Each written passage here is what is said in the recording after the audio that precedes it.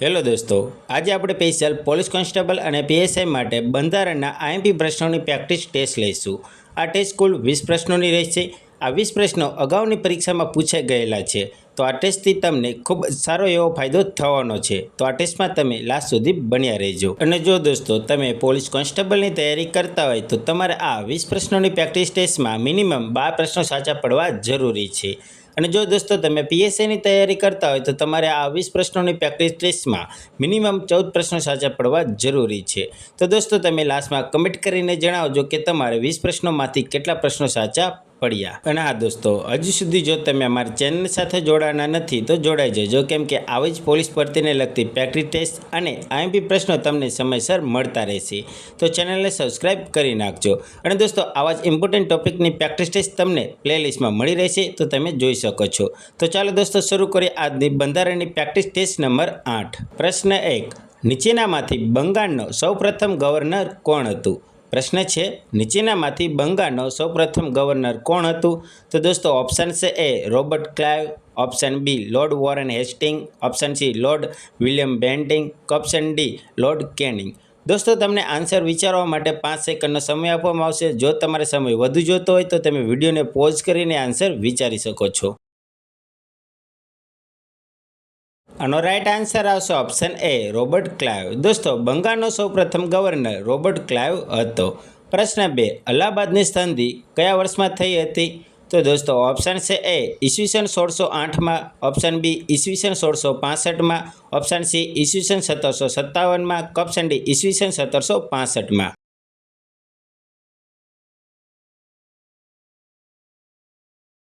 આનો right answer આવશે option D ઈસવીસન 1765માં. દોસ્તો અલ્હાબાદની સંધિ ઈસવીસન 1765માં થઈ હતી. પ્રશ્ન 3. કયા એક્ટથી કાયદા પંચની રચના કરવામાં આવી? પ્રશ્ન છે, કયા એક્ટથી કાયદા પંચની રચના કરવામાં આવી? તો દોસ્તો ઓપ્શન છે એ પિટ્સ એક્ટ 1713થી, ઓપ્શન બી પિટ્સ એક્ટ 1784થી, ઓપ્શન સી ચાર્ટર એક્ટ 1833થી, ઓપ્શન ડી ચાર્ટર એક્ટ 1853થી.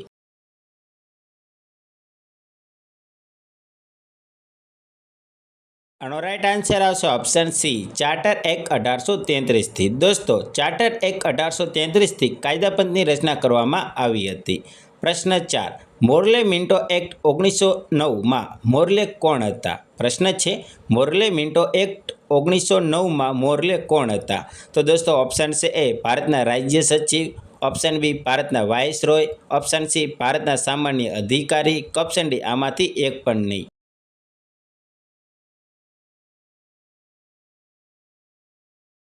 આનો રાઈટ આન્સર આવશે ઓપ્શન એ ભારતના રાજ્ય સચિવ. દોસ્તો મોર્લે મિન્ટો એક્ટ 1909માં મોર્લે ભારતના રાજ્ય સચિવ હતા.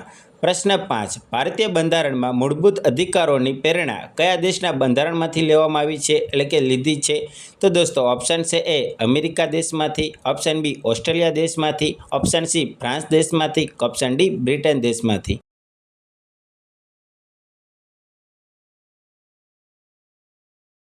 આનો રાઈટ આન્સર આવશે ઓપ્શન એ અમેરિકા દેશમાંથી. દોસ્તો ભારતીય બંધારણમાં મૂળભૂત અધિકારોની પ્રેરણા અમેરિકા દેશમાંથી, એટલે કે અમેરિકા દેશના બંધારણમાંથી લેવામાં આવી છે. પ્રશ્ન 6. કોઈ રાજકીય પક્ષના આદેશ વિરુદ્ધ તેના સભ્ય હોય તેવા ધારાસભ્ય દ્વારા મત વિધાનસભામાં આપવામાં આવે તો દોસ્તો શું થાય? તો દોસ્તો ઓપ્શન છે એ પક્ષમાંથી દૂર થાય, ઓપ્શન બી ચાલુ સત્રમાં હાજરી આપી શકે નહીં, ઓપ્શન સી ધારાસભ્ય તરીકે ગેરલાયક બને, ઓપ્શન ડી અધ્યક્ષશ્રી તેને ઠપકો આપે.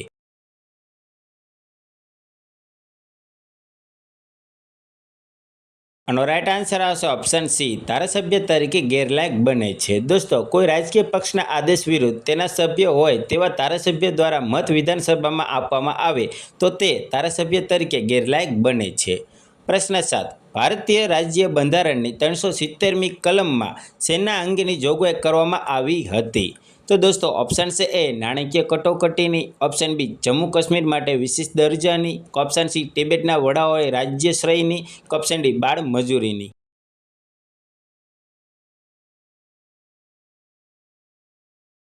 આનો રાઈટ આન્સર આવશે ઓપ્શન બી, જમ્મુ કાશ્મીર માટે વિશેષ દરજાની. દોસ્તો, ભારતીય રાજ્ય બંધારણની 370મી કલમમાં જમ્મુ કાશ્મીર માટે વિશેષ દરજાની જોગવાઈ કરવામાં આવી હતી. દોસ્તો, હાલમાં નથી, તમે ખાસ ધ્યાનમાં લેજો, એટલે કે રદ કરવામાં આવી છે. પ્રશ્ન 8, ભારતીય બંધારણના કયા આર્ટિકલ મુજબ નાણાપંચની રચના કરવામાં આવેલ છે? ઓપ્શન છે એ 353, એટલે કે દોસ્તો article 353, option B article 380, option C article 280, option D article 253.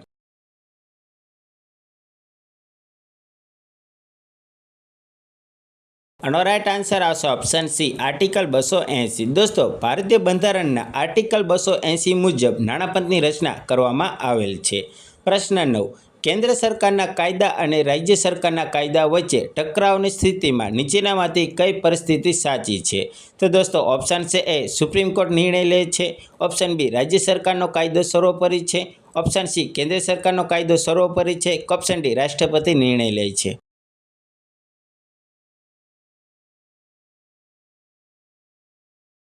આનો રાઈટ આન્સર આવશે ઓપ્શન સી, કેન્દ્ર સરકારનો કાયદો સર્વોપરી છે. દોસ્તો, કેન્દ્ર સરકારના કાયદા અને રાજ્ય સરકારના કાયદા વચ્ચે ટકરાવની સ્થિતિમાં કેન્દ્ર સરકારનો કાયદો સર્વોપરી બને છે, એટલે કે દોસ્તો ઓપ્શન સી કેન્દ્ર સરકારનો કાયદો સર્વોપરી છે તે પરિસ્થિતિ સાચી છે. પ્રશ્ન 10, મહાભિયોગની પદ્ધતિ નીચેનામાંથી કોને લાગુ પડતી નથી? મહાભિયોગની પદ્ધતિ નીચેનામાંથી કોને લાગુ નથી પડતી? તો દોસ્તો, ઓપ્શન છે એ ઉપરાષ્ટ્રપતિને, ઓપ્શન બી રાષ્ટ્રપતિને, ઓપ્શન સી વડાપ્રધાનને, ઓપ્શન ડી સુપ્રીમ કોર્ટના ચીફ જસ્ટિસને.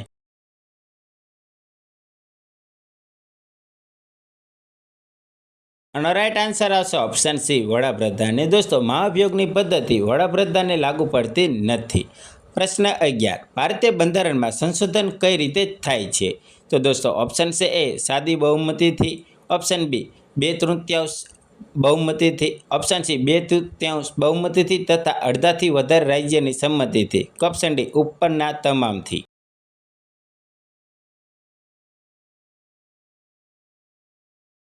આનો રાઈટ આન્સર આવશે ઓપ્શન ડી ઉપરના તમામથી. દોસ્તો, ભારતીય બંધારણમાં સંશોધન સાદી બહુમતીથી, 2/3 બહુમતીથી અથવા તો 2/3 બહુમતી તથા અડધાથી વધારે રાજ્યની સંમતિથી તેમાં સંશોધન કરવામાં આવે છે. પ્રશ્ન 12, સુપ્રીમ કોર્ટનું કયું ઐતિહાસિક જજમેન્ટ કામકાજના સ્થળે કામ કરતી મહિલાઓની જાતીય સતામણી અટકાવવા માટેની માર્ગદર્શિકા આપે છે, એટલે કે માર્ગદર્શિકા આપે છે? તો દોસ્તો, ઓપ્શન છે A Vishaka judgment, option B Shah Bano judgment, option C Rehana judgment, option D Suhana judgement.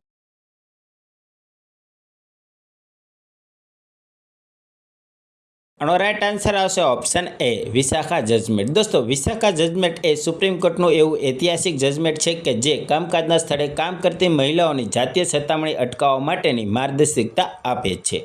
પ્રશ્ન 13, નીચેનામાંથી કયું બંધારણીય સત્તામંડળ છે? નીચેનામાંથી કયું બંધારણીય સત્તામંડળ છે? તો દોસ્તો, ઓપ્શન છે એ અનુસૂચિત જાતિ અને અનુસૂચિત જનજાતિનું રાષ્ટ્રીય પંચ, ઓપ્શન બી ભારતીય ચૂંટણી પંચ, ઓપ્શન સી સંઘ લોક સેવા આયોગ એટલે કે યુપીએસસી, ઓપ્શન ડી ઉપરના તમામ.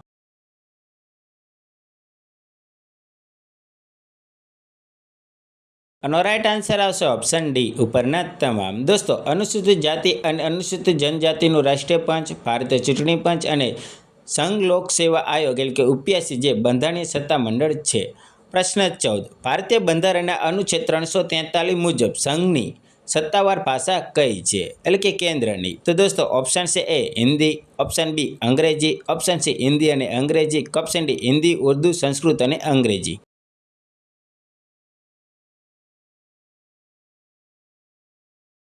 આનો રાઈટ આન્સર આવશે ઓપ્શન સી હિન્દી અને અંગ્રેજી. દોસ્તો, ભારતીય બંધારણના અનુચ્છેદ 343 મુજબ સંઘની એટલે કે કેન્દ્રની સત્તાવાર ભાષા હિન્દી અને અંગ્રેજી છે. પ્રશ્ન 15, ભારતીય બંધારણ ક્યારે અમલમાં આવ્યું? તો દોસ્તો, ઓપ્શન છે એ 26 જાન્યુઆરી 1950, ઓપ્શન બી 15 ઓગસ્ટ 1948, ઓપ્શન સી 10 નવેમ્બર 1950, ઓપ્શન ડી 2 ઓક્ટોબર 1950.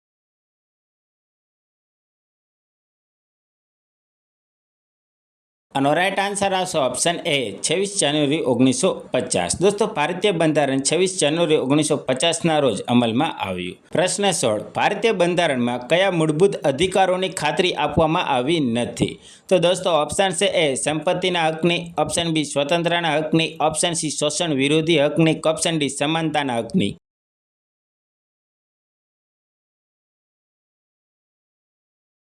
આનો રાઈટ આન્સર આવશે ઓપ્શન એ, સંપત્તિના હકની. દોસ્તો, ભારતીય બંધારણમાં સંપત્તિના હકની ખાતરી આપવામાં આવી નથી. પ્રશ્ન 17. નીચેનામાંથી ખાલી જગ્યાને સંસદનું નીચલું ગૃહ માનવામાં આવે છે. ઓપ્શન છે એ લોકસભાને, ઓપ્શન બી રાજ્યસભાને, ઓપ્શન સી વિધાનસભાને, ઓપ્શન ડી વિધાન પરિષદને.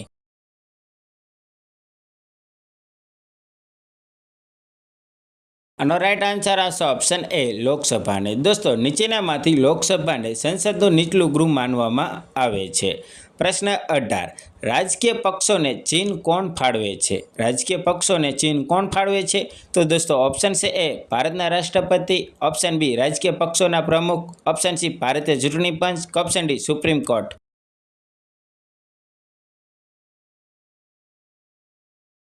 આનો રાઈટ આન્સર આવશે ઓપ્શન સી ભારતીય ચૂંટણી પંચ. દોસ્તો, રાજકીય પક્ષોને ચીન ભારતીય ચૂંટણી પંચ ફાળવે છે.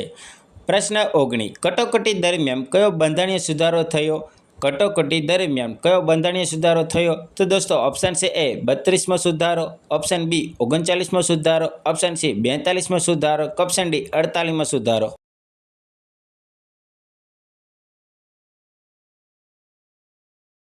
આનો આન્સર આવશે ઓપ્શન સી 42મો સુધારો. દોસ્તો, કટોકટી દરમિયાન 42મો બંધારણીય સુધારો થયો હતો. પ્રશ્ન 20. કયા બંધારણીય સુધારાથી મતદાન કરવાની ઉંમર 21થી 18 થઈ? કયા બંધારણીય સુધારાથી મતદાન કરવાની ઉંમર 21થી 18 વર્ષ થઈ? તો દોસ્તો, ઓપ્શન છે એ 56મો બંધારણીય સુધારો, ઓપ્શન બી 65મો બંધારણીય સુધારો, ઓપ્શન સી 53મો બંધારણીય સુધારો, ઓપ્શન ડી 61મો બંધારણીય સુધારો.